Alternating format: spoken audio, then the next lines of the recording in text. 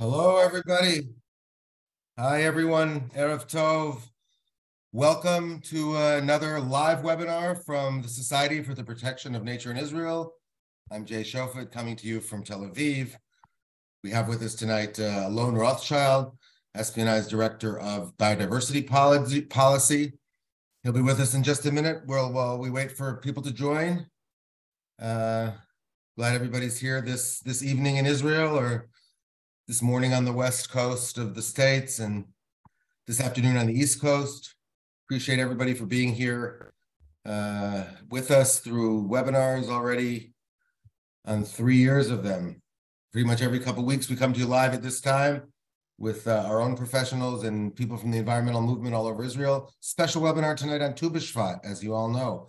Erev Tu B'Shvat in Israel, Chag Sameach. Happy Tu B'Shvat to everyone. Hi, Miroslav. So great to see you here as always. Everybody, please feel free to write to us where you're from in the chat. Really glad to see people coming from all over. Chicago, hope to be there this May. Hi, Dina. We're looking forward to a busy season here in SPNI. There's just so much going on from every perspective, with challenges from our new government and the possible harming of environmental protection from all kinds of ways. Wow, we got lots of people coming in from all over the place. So great to see you. I want to give a shout out though to our board members and board chair people in the States and in Canada. And in the UK. Thanks everybody thank you all for dedicating your time and efforts to us. Appreciate so much all the support we're getting from people around the globe. It is very heartwarming, and especially these times. It's tough times in Israel, and not usual times. And particularly from our perspective, there's a lot of challenges to keeping the environment and people safe. We'll be writing about that, and you'll hear from us this week. SPNI joined dozens of other environmental organizations in a very serious letter, a legal letter written to the heads of the government about the potential environmental damage to policies happening now or that are being proposed. But we're going to be looking at an older issue in Israel today. Wow, something that's been with us a long time. I'm going to welcome to our webinar now Alon Rothschild. Alon, as I mentioned, for those of you just joining, and we're up to, wow, over 120 people already and climbing. So Alon, we're still joining people. I'm introducing you now, but another minute or so we'll get going. Alon has been working on this issue for a long time. He has a very broad portfolio in SPNI, and as biodiversity manager, spent a lot of his time protecting our seas and oceans. With his staff, and he runs this incredible program called Teva Biz, helping businesses have better business practices towards the preservation of biodiversity in their business spheres. But tonight he's going to be talking about something which he's quite the expert in. He authored a report 3 years ago, which is linked in the messages we sent you, and which you can find online, about afforestation policy in Israel. Alon, welcome. Happy to have you here tonight. And I never get tired of this lecture. We've done it a few times over the years, not in 2 years, but so I think you have a couple of updates for us on what's going on with afforestation policy. We're all eager to hear. And, it's Tu B'Shvat in America, and it's become the holiday of trees. It's a holiday of environmental awareness, and it's a holiday of the trees, and it's a holiday where many Jews, well-meaning Jews from around the world, plant trees in Israel through the Keren Kayemet Israel, JNF, Israel's de facto forestry service. And that has been going on for many, many decades, and has forested so much of Israel, as they're so proud of. But we're here to look today at a harder look at what really has gone on and what should be going on in terms of Israel's afforestation. So, Alon, thank you very, very much. Looking forward to the webinar. Hello, everybody. Good evening, good morning, good afternoon, wherever you are. So happy to be here. My name is Alon. I love trees. I'm named after a tree. It's the oak tree in Hebrew. But I would like to share with you today the perspective that not necessarily planting trees in Israel is an answer for environment or climate change or a host of other excuses that are used for planting in natural places. Of course, there are places in which we encourage to plant, but we'll take that towards the end of the talk. So let's start, but just experiencing a bit of the natural habitats in Israel, which are very beautiful, and some or most of them are not rich in trees.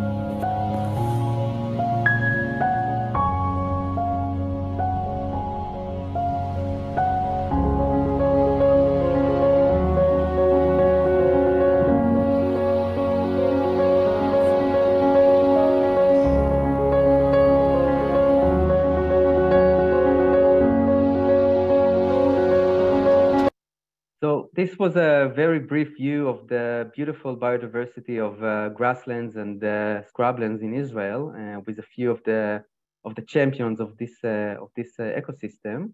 And let's now have another glimpse of what is happening in the past few decades, and especially in the past few years, in the northern Negev. What you see here is actually afforestation activities done by Kakal. What you see here, all those ramps of soil are not a way to prevent the Egyptian army from invading Israel or something like that. It's not an army maneuver. It's actually the works for establishing a new forest in a place where forests have never been in the entire evolution. The trees haven't been planted yet in this video, but they are about to be planted. But this is the earthworks. You can see a tiny, tiny patch of a natural area in the middle, but the rest of the area was just torn apart with heavy machinery. You can see here the marks of the bulldozers. So that's just a glimpse, and we're trying to explore now why is this happening? Is it good or is it bad? So this is a natural less plain. It's a type of habitat called less plain, just east of Be'er Sheva in the northern Negev. This is what it looks like naturally in the spring. This is what it looks like after the heavy machinery of Kakal have started to establish a new forest in this area. And this is what it looks like from from the height of a person. This is what it looks like after the afforestation have been done. This is an old forest, maybe a few decades ago. These are eucalyptus trees coming from Australia. You can see this shot was taken in the spring, where everything's supposed to be blooming and green in the northern Negev. You can see that there is hardly any green beneath those trees because the leaves of this specific type of tree are actually rejecting any germination of natural plants in this area. This is from another part of Israel. It's actually right near the place where I live in the southern Carmel. You can see here a beautiful scrubland with beautiful blooming of plants in the spring. And this is what is done in order to make a forest in those Mediterranean areas. You can see the heavy machinery digging holes in the ground in order to plant trees inside. This is what looks like near the Modi'in, if you know the place, in the center of Israel, again, an area which is naturally part scrubland, part grassland, part maybe a few scarce trees in small patches, and then you can just see all those plastic things that are put there in order to protect the new trees, and eventually, after a few years, to transform this beautiful grassland into something entirely different ecologically, which is a planted forest. So Israel, as you know, is a very unique place in terms of biodiversity, and the majority of the ecosystems in Israel have never been a forest and are not rich in trees. This includes the Golan Heights with the grassland in the center, the less plains of the northern Negev, the calcareous sandstone in the western Negev and in the coastal plain, grassland, scrublands, and they host a variety of endemic and specialized species which are not found in an areas where you have a lot of trees. This is the long-legged buzzard, for example, and if you really can see from this tail here, it belongs to a skink, to a type of lizard, and this type of predator actually can takes the prey only on open landscape areas where it has lots of reptiles as a food. This is another type of lizard with no legs, which is again specializing in places where they have hardly any trees over there. If we can look at the map, we can see that actually the type of vegetation is determined a lot by the precipitation and by the geology.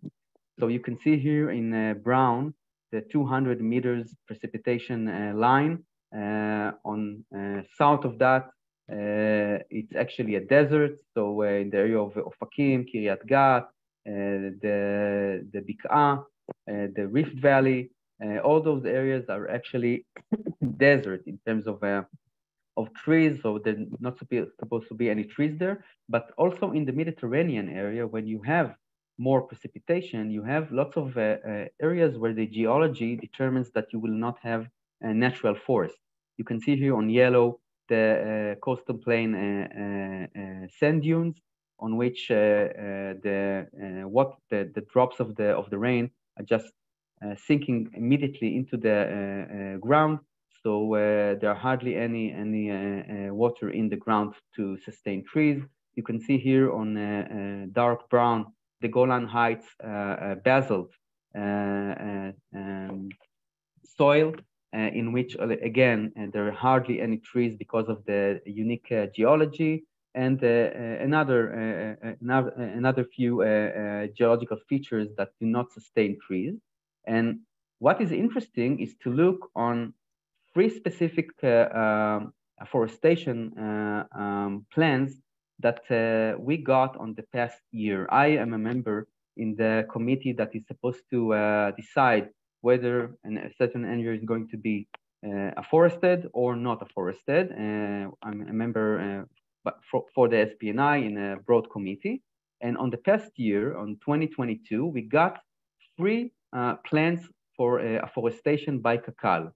The first was in a very beautiful place called Karnei Chitim. Maybe you know it. It's the famous battlefield between the Crusaders and Saladin, which on the end of this battle, actually Saladin won and the Crusaders lost. And afterwards, after a few another years, but they were out of the country for a long time. And on this beautiful area, which is the basalt area, you can see on the background the Mount Hermon with the snow. But on this area, actually, here was the place where the Crusaders ran into the Karnei Chitim. It's an extinct volcano, and this is the place, the hill where the tent of Saladin was actually built.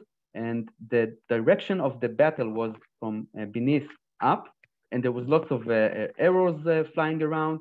And this area was never forested with trees. It was never a forest. But Kakal came forward in the past year, and they wanted to plant a forest, a new forest, on the entire slope of this battlefield, which is not only bad for biodiversity because this is a natural grassland, it's also bad for the historic preservation of this World Heritage Site. The second plan that they want to promote is here in Korazim. It's actually on the northern tip of Lake of Galilee, of the Kinneret. It's again a basalt area. It's not supposed to sustain trees. You can see here the picture, beautiful grassland with lots of unique birds, and they want to transform it into a forest. And the last and third plan, if you can see here, a green, it's really a bit hard to see, but it's a green tiny patch of a specific unique geological formation called Bar Kokhba geological formation. And again, it's a limestone, but it is not supposed to sustain trees because of the traits of the ground. And this is the picture, beautiful place. And again, they want to transform it into a forest. On this specific case, the first and third plans were at this time rejected, but we are still struggling with them to prevent planting a forest here in the middle Korazim area. So over 100,000 hectares already afforested by man in Israel over the past 70, 80 years. So what's the problem? You can see here, both sides are green. The right-hand side, it's a man-made forest. The left-hand side it's a northern Negev grassland. What's the difference, and what does it matter? Why don't we at SPNI want the entire area to be a forest? And maybe the latest excuse to try and plant trees in Israel and globally is because there was this scientific paper published 2 or 3 years ago in Science that claimed that if we're going to plant a lot of trees globally, we can halt climate change and try and sustain our planet with no bad impact of climate change. And this made a lot of noise.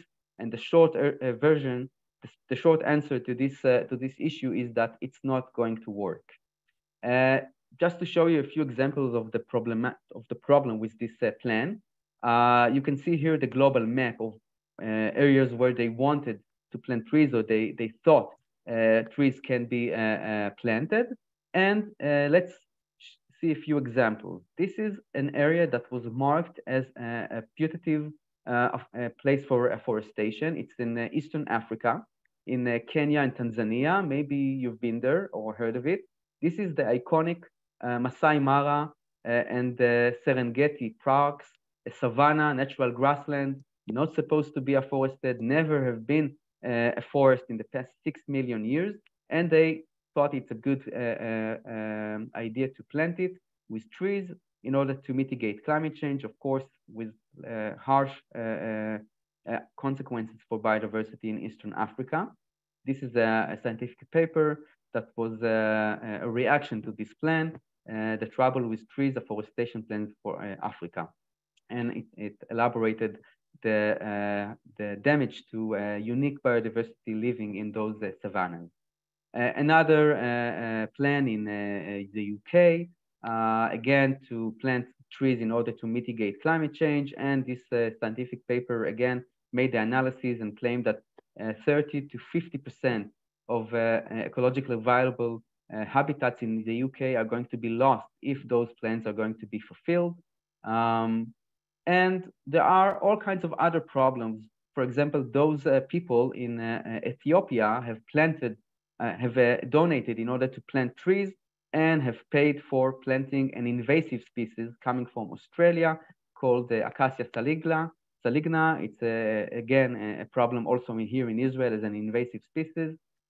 So planting trees is not a magic bullet that you can just use wherever you want, however you want, in order to accomplish all kinds of environmental goals.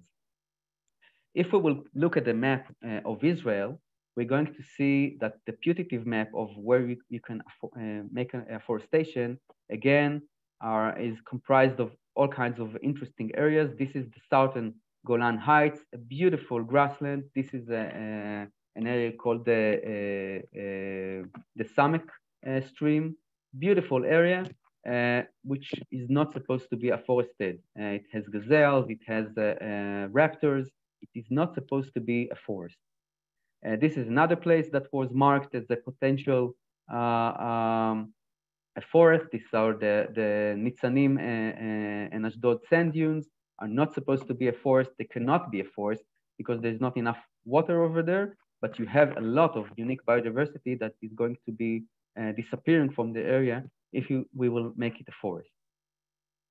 So as a response to this plan to globally plant a lot of trees all over the world in order to mitigate climate change, there was a lot of comment articles that claim that this is just wrong, scientifically speaking.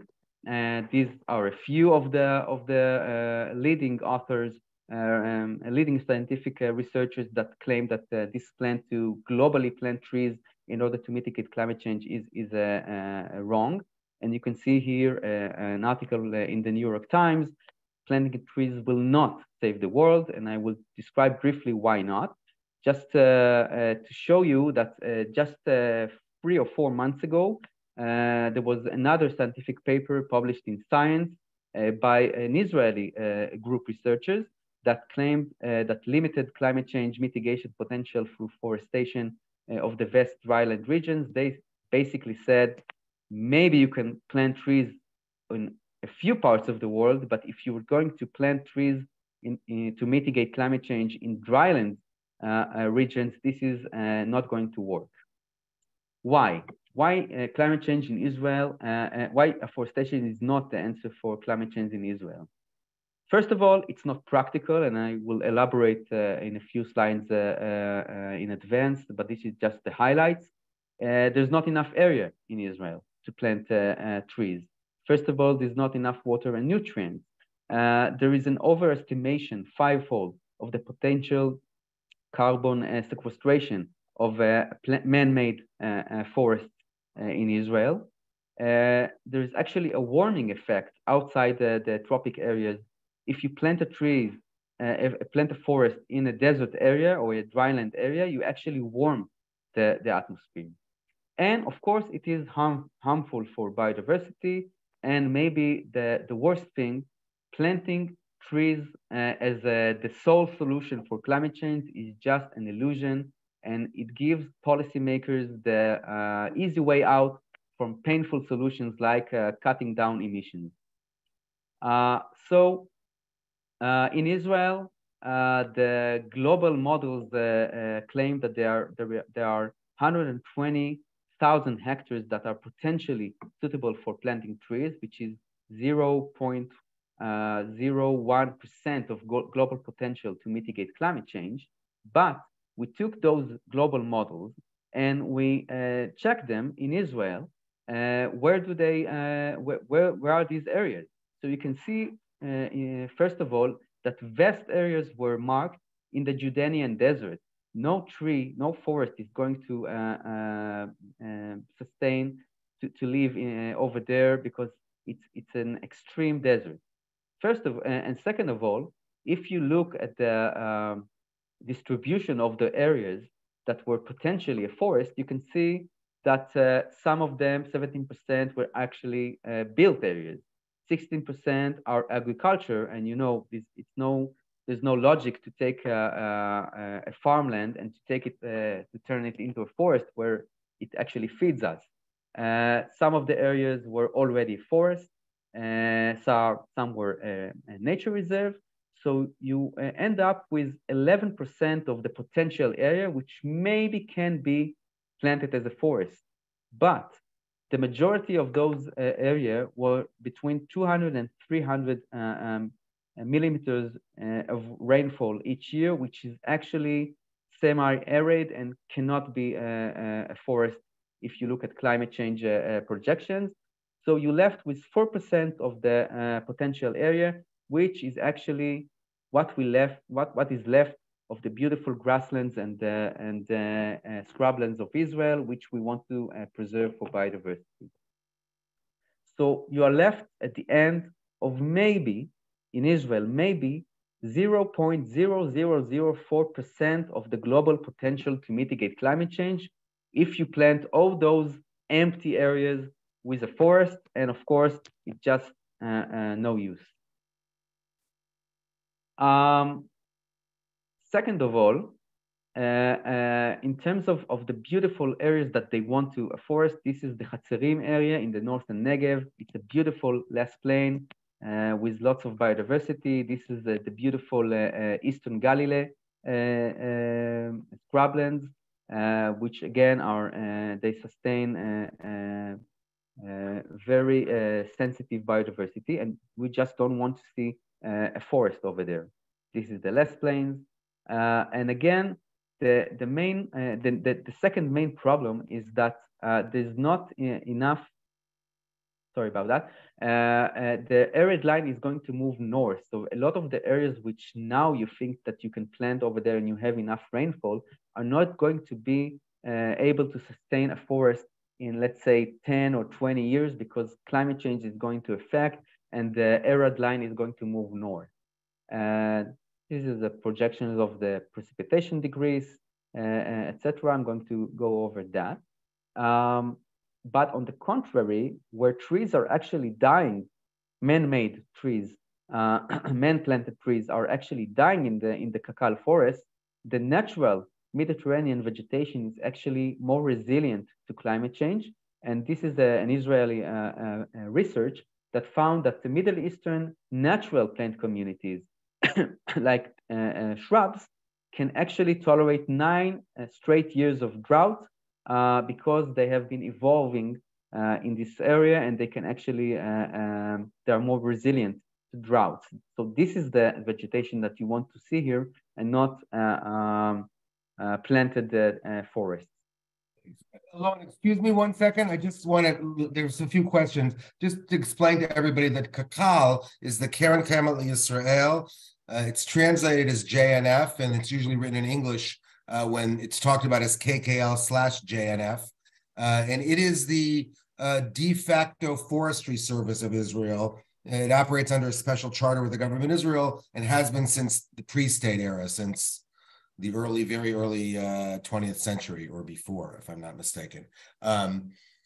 So anyway, just to clear that up for everybody. So whenever he said, Alon mentions Kakal, he's talking about the people that are planning, the organization that is planning these forests.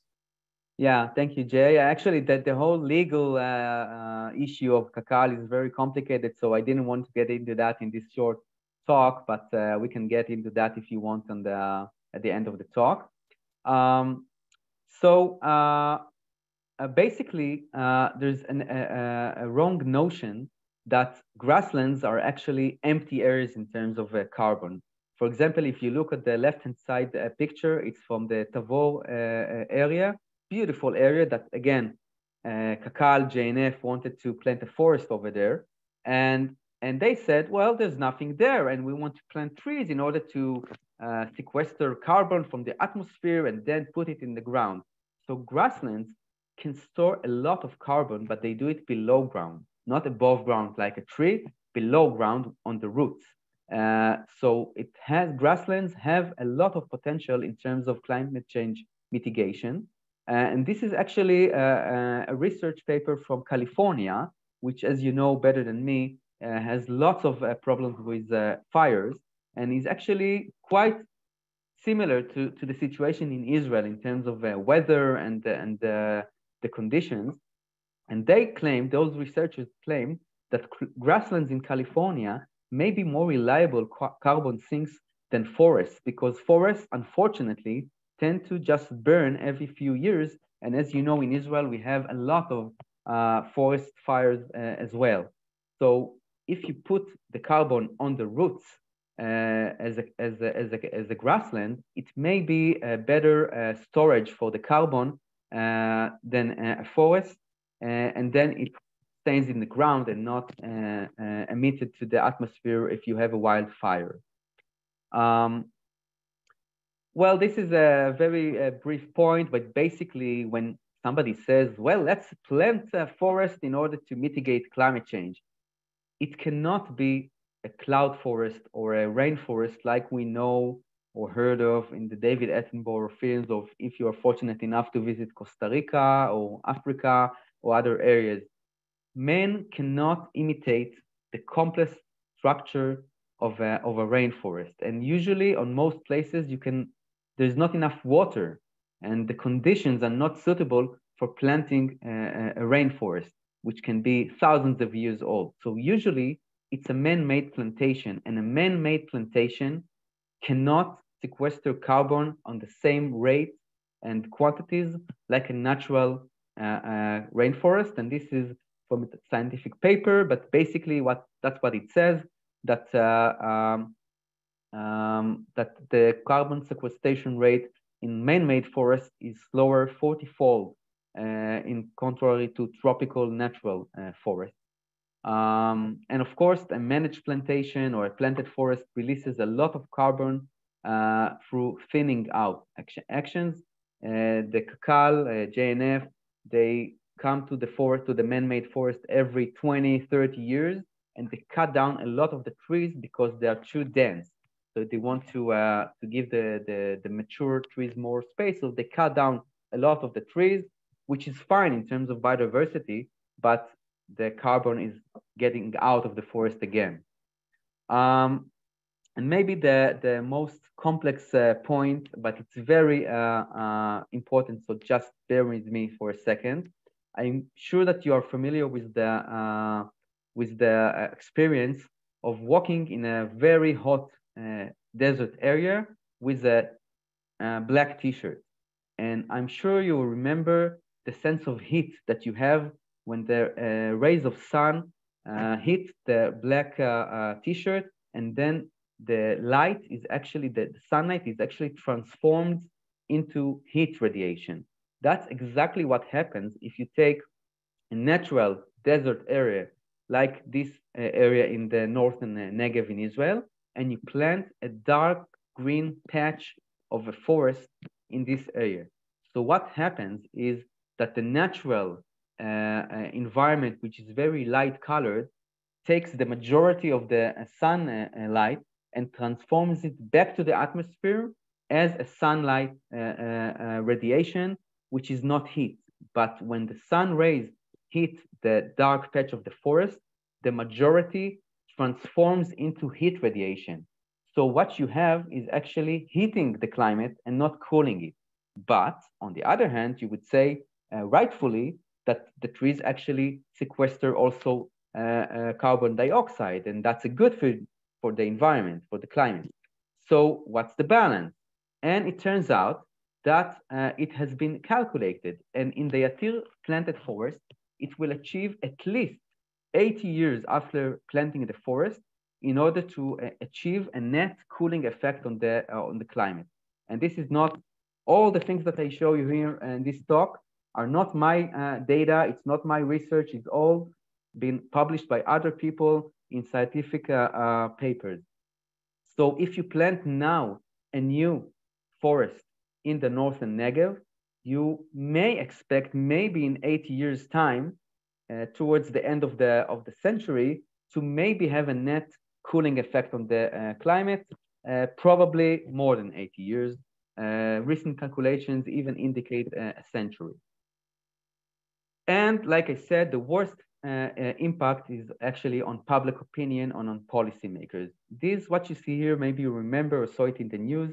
A few years back, President Macron, the French president, decided to put a tax on fuels in order to make fossil fuels more expensive, and then to have a negative incentive for industries and for people to use fuels, and then they will have less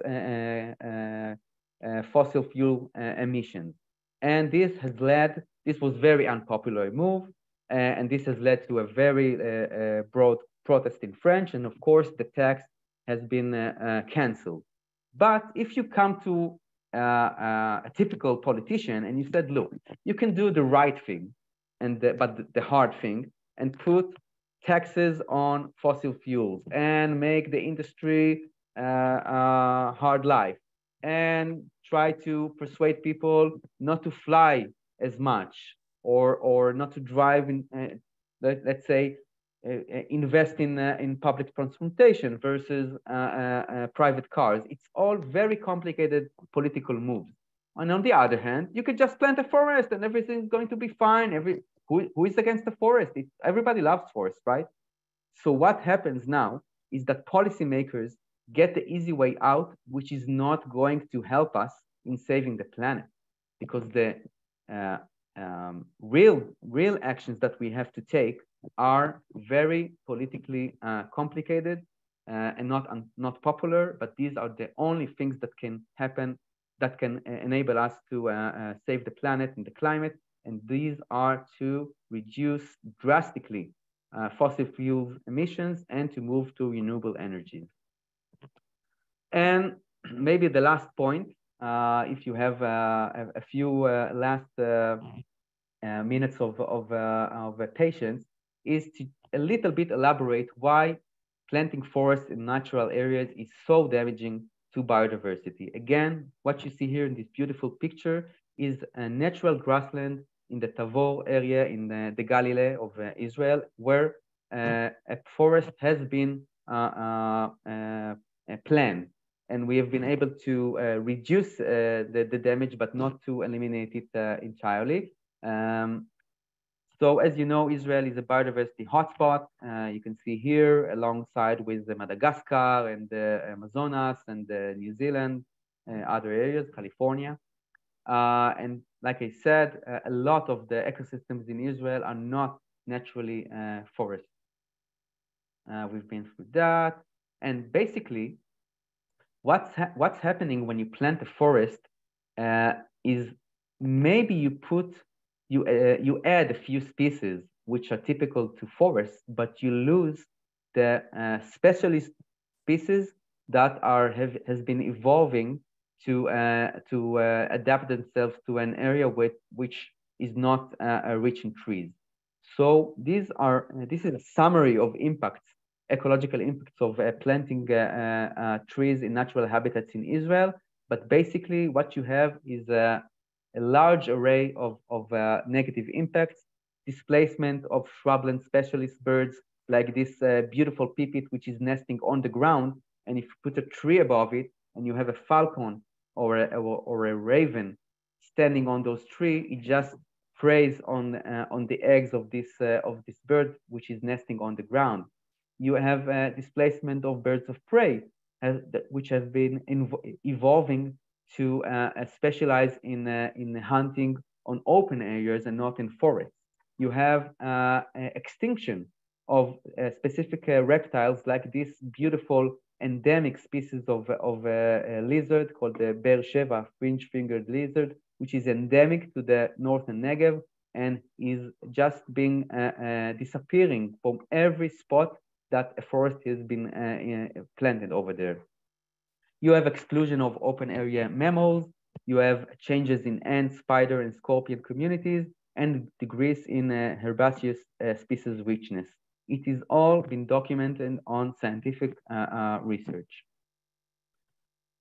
So I will just go over this very briefly, but I just want you to know that it's all been elaborated in the report that I have published a few years ago. But basically, on the northern Negev, it has been documented that birds are being damaged from planting a forest in the northern Negev in Israel, in the semi-steppe shrubland in Israel, and in the Mediterranean shrubland in Israel, in all the major ecosystems. This is, by the way, another nest of a ground nesting bird. You can see here the chicks, and they are being just eaten if you have a tree above the nest with a crow standing on. In terms of birds, again, maybe you're familiar with the beautiful project of the online cameras in birds' nests. So the short-toed eagle and the long-legged buzzard, which are documented on the live cameras, they prey on grassland and shrubland species of reptiles or other insects and lizards, and they need these open areas, not forested areas, in order to sustain their chicks. On a typical breeding season, this buzzard is consuming 260 prey individuals to feed its chicks, and the short-toed eagle preys on 215 prey individuals per season to sustain its chick. You can see here the snake. So they are going to work. In order to sustain the chicks, they're going to work on the grassland and on the shrubland, not on the forest. They cannot hunt on the forest. This is about the damage to reptiles. I'm going to go over that in all the ecosystems in Israel. This is of damage to butterflies if you plant a forest in some of the ecosystems in Israel. This is about I think it's spiders and wild bees. But the bottom line is afforestation in natural areas is just a damage to the natural ecosystem and to natural biodiversity. And keep in mind, just one final thing, keep in mind that those negative effects actually are not stays inside the borders of the planet forest. It goes outside of the natural area. For example, jays, the bird, not jay chofet, but jays, the bird, they tend to live in the forest, but they go out to almost a mile outside and feed on natural grassland animals, and then goes back to the forest. I'm going to go over that. So the bottom line is that dozens of thousands of hectares of natural, beautiful areas can be saved and not be transformed into a man-made forest. These areas like this and this and this, these are all beautiful natural ecosystems in Israel, which should be remain as such. So what is the bottom line of what we suggest? Recreation in forest is a great thing. We have a lot of planted forests in Israel. We can develop more picnic areas, but there's no need to plant new areas in the natural habitats in order to sustain recreation. So the planted forest should be for recreation. The natural areas should be kept as such for biodiversity and also for hiking and other activities. And the time for change is now. We don't have a lot of time. You are welcome to check out the report, which is online in English as well.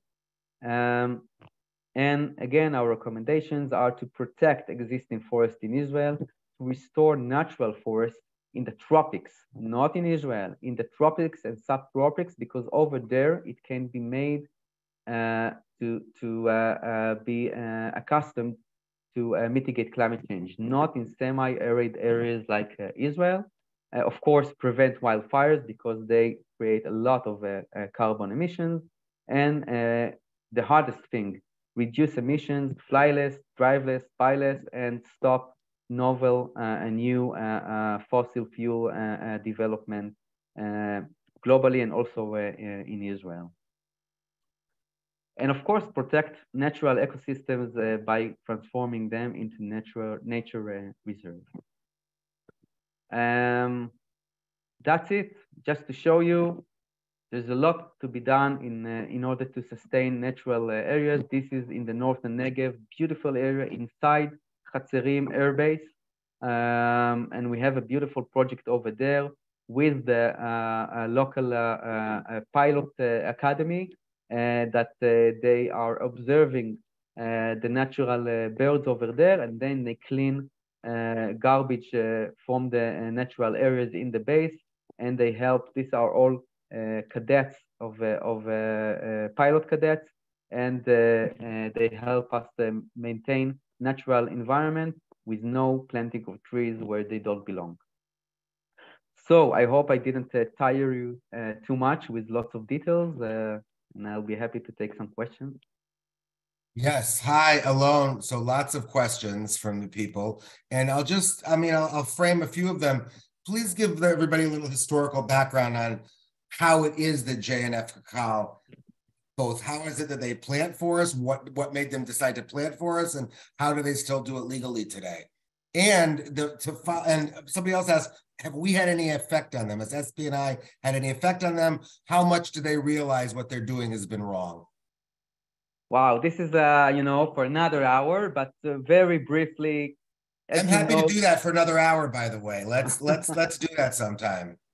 uh, The very briefly, as you know, the JNF Kakal has been established in order to purchase lands in the country of Israel in order to establish a Jewish Zionist country, and they have succeeded. And we have now, from since 1948, we have a country of our own. So the huge organization of Kakal, which has been adapted to purchasing land, had to find another job because you're not going to just dismantle this organization and send people to do other stuff. And then they thought and they thought, and then they came to agreement with the Israeli government. It was in 1950, I think, that the areas, the entire land, including Kakal purchased lands, are going to be managed by the government, by the Israeli Land Authority. And Kakal is going to be in charge of afforestation. So they got some kind of a job, okay, in order to sustain their organization. On the early days, they also drained the Hula wetlands, and that's another story. But ever since then, that's what they have been doing. And the excuses has been different every decade. In the 30s, it was jobs for immigrants. On the 50s, it was a way to sustain ריבונות, sovereignty. yeah, in order on to sustain Israeli, how did you call it? Sovereignty on the land, yeah. Yeah, sovereignty on the land. On the 70s, it was recreation, and now it's climate change.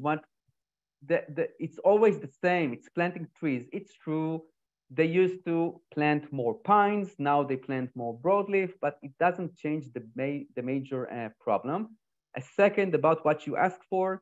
Basically, there's been a lot of change.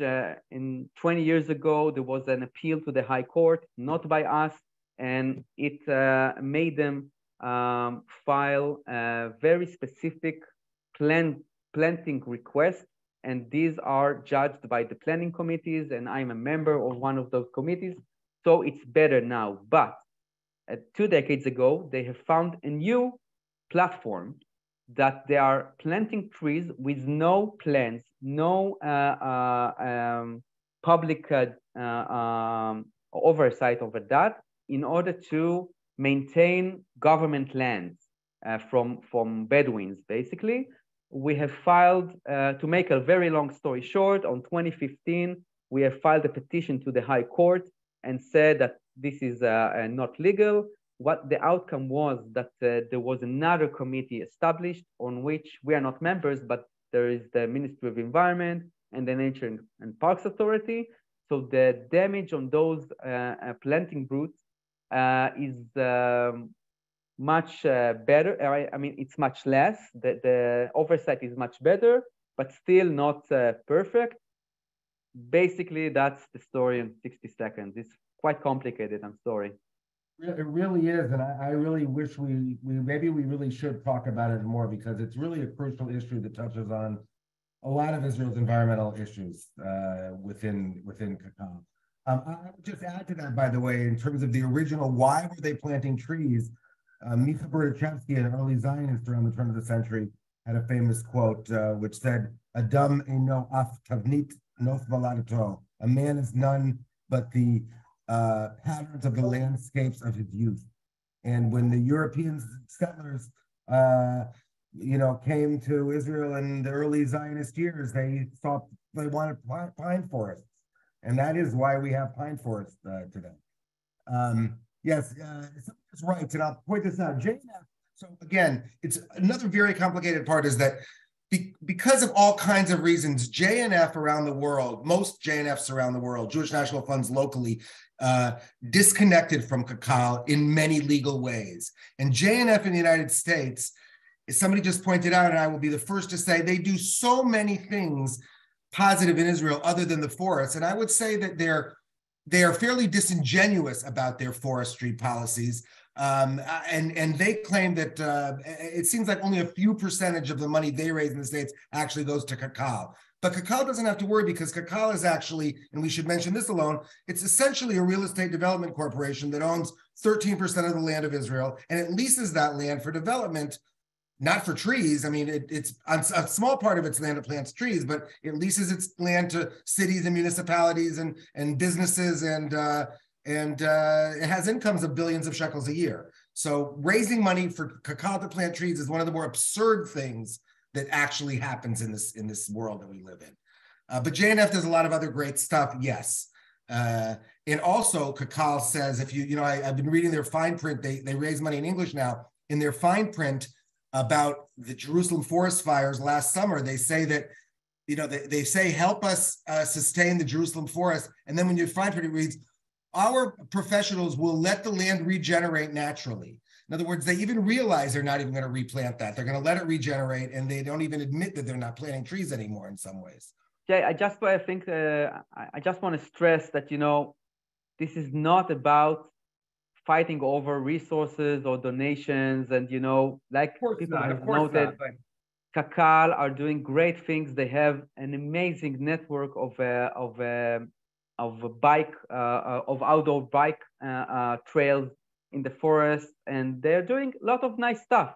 It's not about fighting over resources. We just say that in terms of plantations, man-made plantations on natural areas, this is wrong on every aspect. And if you want to do something positive, plant a tree. I think I saw in the chat somebody writes it.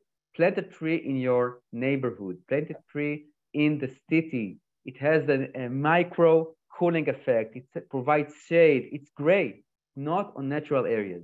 Right, but that's what, but alone, I slightly correct you. This webinar is a little bit about resources, and it really pains, and you more than most professionals in SPNI are aware of the role philanthropy can and must play in resource development, in nature protection.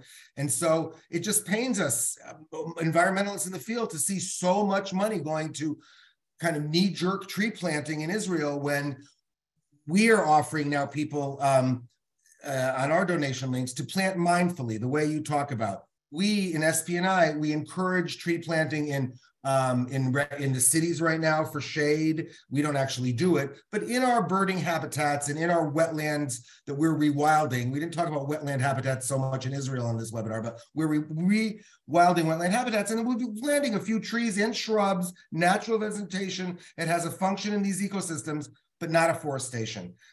Tree planting per se, an individual tree or a little group of trees for a specific purpose, we're not against, but we're trying to raise money to do that as well. Specifically about cacao, somebody asked, and it was in the news, I think recently, the Holocaust, where Yad Vashem is, that the forest around Yad Vashem. What are they pine trees? Are they the right kind of trees, or?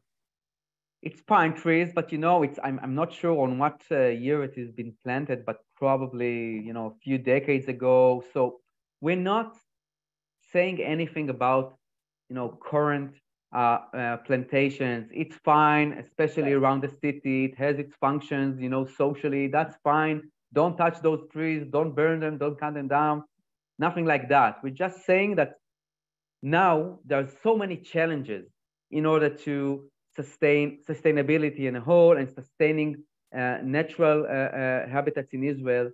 We don't need another, like you said, Jay, we have so many challenges. We don't need another one fighting. I have a lot of things to do on my time in working for biodiversity. I don't have to invest a few days in every month fighting cacao. It's just a waste of my time because we can try and do something positive. But this such a fixation over there. And I showed you a few of the examples from 2022 of trying to put trees where it just doesn't belong. Okay, here's a question related to this. Somebody writes that they heard, and we've all heard, I think, that it was the Ottoman. There used to be forests in Israel, but the Ottoman cut them down. The regime cut them down for railroads. What is the story of historical forests? Because there are some old growth forests in Israel. So tell us about what forests there were and what did the Ottomans do, and why do we think that? Is that another Kakal myth? Well, first of all, I will address your question. I will just say that on the bottom line, on 2023, it's not relevant because 2,000 years ago or 1,500 years ago on the Byzantine era, the entire area of the Middle East was much cooler and with a lot of precipitation. And maybe you know the ancient agricultural developments in the Negev of that, all the Nabatean, you could find groves over there of grape vineyards. But it's 1,500 years ago where you used to have more rain. So when you look now to the future, it's not really relevant what was in the past. But I will address your question.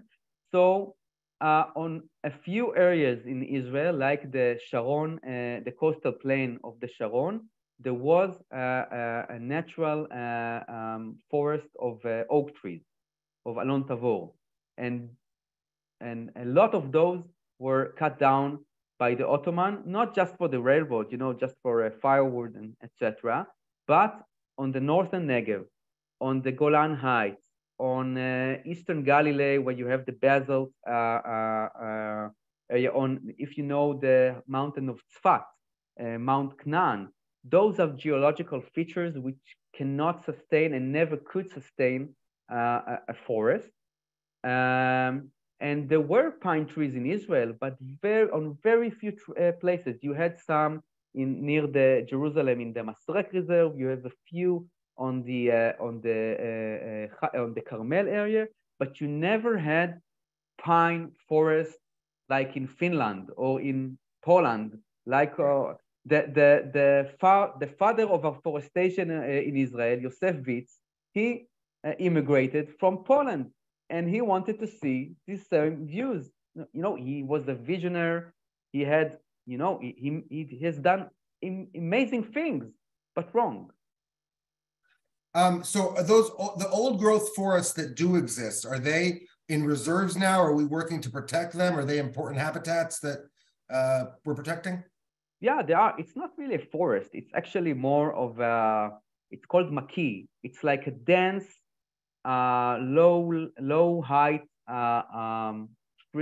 trees of Mediterranean broadleaves. It's called choresh in Hebrew. It's not really a forest. You don't really have. Yeah, it's not really. You don't really have forests in Israel like what you imagine when you say a forest. But yeah, those habitats are basically protected. You have a very big reserve in the Carmel. You have a very big reserve in Alonim, in the southern Galilee. So the areas that really lack protection are the grasslands, the scrublands, desert areas.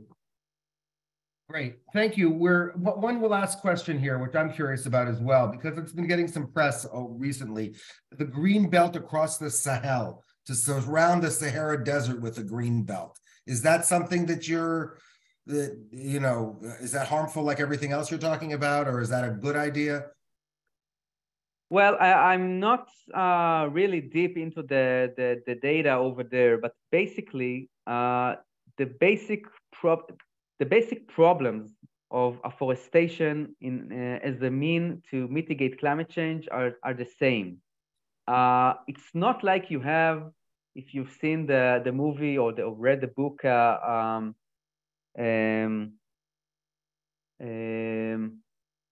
Michael Ande. I will get to the name. You don't have this great nothingness of desert, just moving, and you have to have a belt to stop it. It just doesn't work like that. So the basic problems are there. it's not really going to create the effect, the enormous effect of carbon sequestration that is going to save the planet. It gives people the easy way out. You have donors flying in and out of places, emitting with private jet planes, going to conferences about climate change and donating to planting trees. It just doesn't work. You have to stop emissions in order to do that. And also in terms of local livelihoods, maybe the trees are going to be there. I'm not sure if it's going to be sustainable in terms of water and nutrients. It's not plastic. Those are living organisms. They have to have the basic conditions to be sustainable. So basically, what I've read, it's not really the magic solution to climate change. It's a bit colonialistic, maybe even, I hear you. I agree. Alon, this is fascinating. I wish we could stay longer. We're already over the hour, something we usually don't do. There's still 150 people with us. So we really, really appreciate it. It was a fascinating talk and sobering. And, I think there's a lot of optimism as well. A lot of people are asking, saying they had no idea and what can they do to get this word out. I mean, we're trying the best we can, but in individual communities, even if it's talking to individuals about this issue, and especially around Tu B'Shvat, when everybody just gets all excited because of their trees. But it's not always trees; they're not in the right places. You can't don't plant any tree in Israel. That's my motto. Just plant a few very specific trees. And Alon, thank you very much, really. And I will talk to you. I think the webinar about the governance issues of the forest with JNF, unrelated to what they do or don't do ecologically, I think is an interesting issue for us as well. Let's make a deal. The next one is going to be on the deep sea because I have lots of needs over there, and afterwards another one about Kakal. Absolutely, we'll do that, and we love sitting in front of your home aquarium. I guess it's beautiful, and we will definitely do something on the deep sea. I assume that's what you spend most of your time doing, since it is the blue half of Israel, and it's got to be at least half your job. So. All right. Well, thank you very much, Alon. Thank you, David Amichai, on vacation doing this back office from Ein Bokek at the Dead Sea. Really appreciate it. And Yom Haledet Sameach, David. It was recorded, and this will be published probably tomorrow online. You'll have links to upcoming webinars. So thank you very, very much, everybody. Signing off. Chag Sameach. Chag Tu B'Shvat Sameach. Bye-bye.